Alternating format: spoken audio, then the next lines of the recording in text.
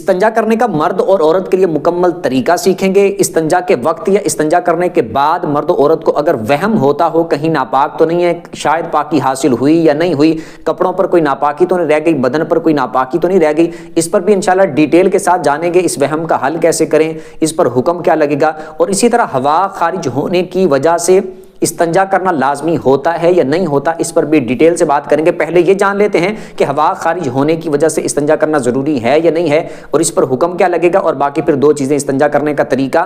وہم، اور باقی انشاءاللہ گفتگو کریں گے۔ پہلی بات یہ ہے کہ ہوا خارج ہونے کی وجہ سے مرد پر یا عورت پر استنجا کرنا لازمی نہیں ہوتا۔ بعض لوگ اس کو یہ سمجھتے ہیں کہ ہوا خارج ہونے کی وجہ سے استنجا کرنا لازمی ہوتا ہے، اور بعض لوگ کرتے ہیں اور پابندی کے ساتھ کرتے ہیں، حالانکہ ہوا خارج ہونے کی وجہ سے استنجا کرنا تو ضروری نہیں ہوا۔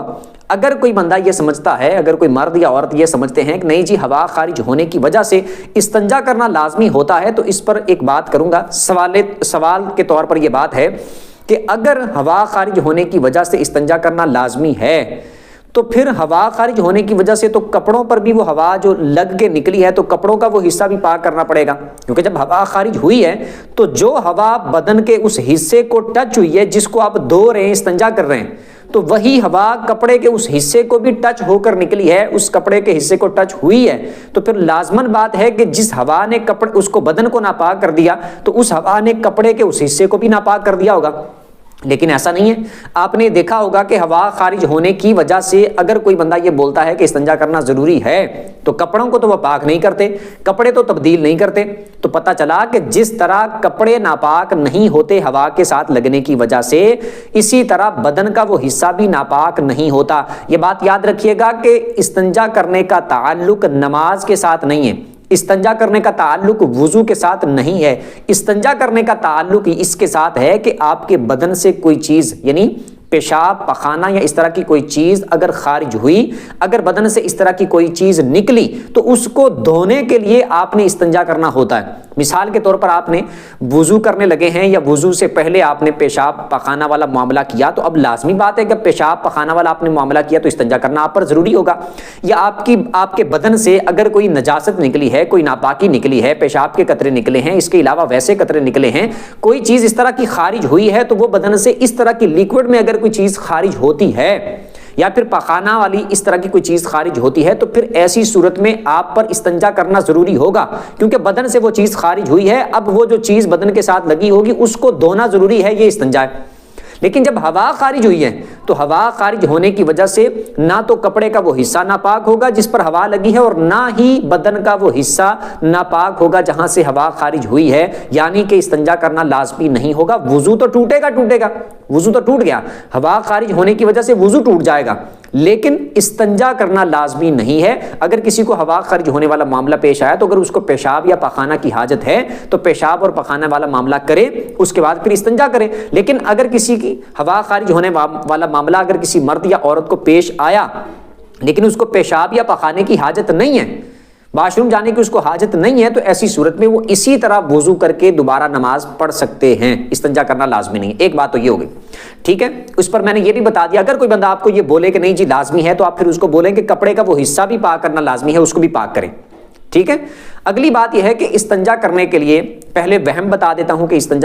پہلے استنجا کا طریقہ ہم سیکھ لیتے ہیں، وہم والی بات بعد میں آئے گی۔ استنجا کرنے کا مرد و عورت کے لیے طریقہ یہ ہے کہ اس کے لیے کوئی خاص پانی کی مقدار معین نہیں ہے۔ جیسے بعض لوگ بولتے ہیں نا 1 لوٹا یوز کرنا ہے، 2 لوٹے یوز کرنے ہیں، یا اتنا پانی یوز کرنا ہے، یا پھر شاور وغیرہ یا اس طرح کی کسی چیز سے استنجا کرنا ہے، یا پائپ سے کرنا ہے، یا لوٹے سے کرنا ہے، کسی برتن سے کرنا ہے، جس بھی چیز سے آپ نے استنجا کرنا ہے، تو پانی کی مقدار کسی شخص کے لیے یا سب کے لیے مختص نہیں ہے کہ آپ نے 1 لوٹا ہی یوز کرنا ہے، اس سے زیادہ یوز نہیں کرنا، یا اس سے کم یوز نہیں کرنا، یا 2 لوٹے یوز نہیں کرنے، یا 3 نہیں کرنے، یا 3 ہی لازمی کرنے، ایسی کوئی بات نہیں ہے۔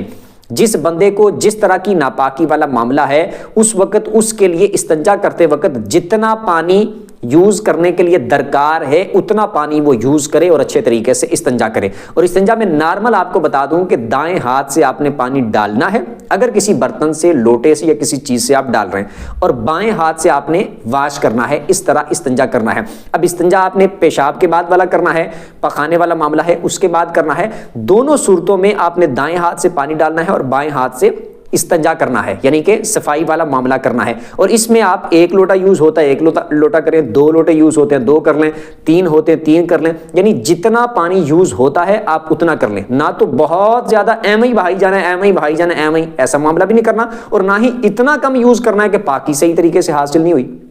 ایسا نہیں کرنا، نارمل پانی یوز کریں، تھوڑا بہت اگر زیادہ بھی یوز کر لیا ہے تو کوئی مسئلہ نہیں، لیکن پاکی اچھے طریقے سے حاصل ہو جائے، پیشاب والا مقام ہو اس کی بھی، پاخانے والا مقام ہو یعنی بڑے پیشاب والا مقام تو اس کی بھی، اس کے ارد گرد بھی جہاں تک آپ کو لگتا ہے کہ ناپاکی لگی ہوگی یا ناپاکی لگ سکتی ہے تو وہاں سے آپ اس کو دھو لیں، استنجا کر لیں، ٹھیک ہے، ایک بات ہوگی۔ دوسری بات یہ ہے کہ اس میں بعض لوگ یہ سمجھتے ہیں کہ استنجا کرنے کا وہ ایک خاص طریقہ ہے، وہ ایک خاص طریقہ ہے، اگر اس طرح نہ کیا جائے تو استنجا نہیں ہوگا، اگر اس طرح نہ کیا جائے تو استنجا نہیں ہوگا، یا اس طرح کرنا ضروری ہے یا اس طرح کرنا ضروری ہے۔ اصل بات اس میں یہ ہے کہ پیشاب اور پخانے والی جو جگہ ہے اس میں جو ناپاکی نکلی ہے، جو خارج ہوئی ہے، وہ دھل جانی چاہیے۔ وہ دھونے کے لیے آپ جو بھی طریقہ اختیار کر لیں، جس طرح آپ کو دھونے میں آسانی ہے، جس طرح آپ کو اس کو پاک کرنے میں آسانی ہے، آپ اس طرح دھو لیں، اس طرح پانی ڈال کے اس کو واش کر لیں۔ جب وہ نجاست یعنی جیسے پیشاب کیا ہے تو پیشاب کے قطرے وغیرہ ہوں گے وہ صاف کر لینے، آپ نے پانی سے واش کر لینا۔ بڑے پیشاب والا معاملہ کیا ہے تو بڑے پیشاب کا کچھ اگر نجاست وغیرہ لگی ہوئی ہے تو اس کو آپ نے اچھے طریقے سے دھو لینا ہے، وہ آپ نے دھو لیا، جس بھی طریقے کو آپ نے اختیار کر لیا، استنجا آپ کا ہو جائے گا۔ ناپاکی پاک ہونی چاہیے،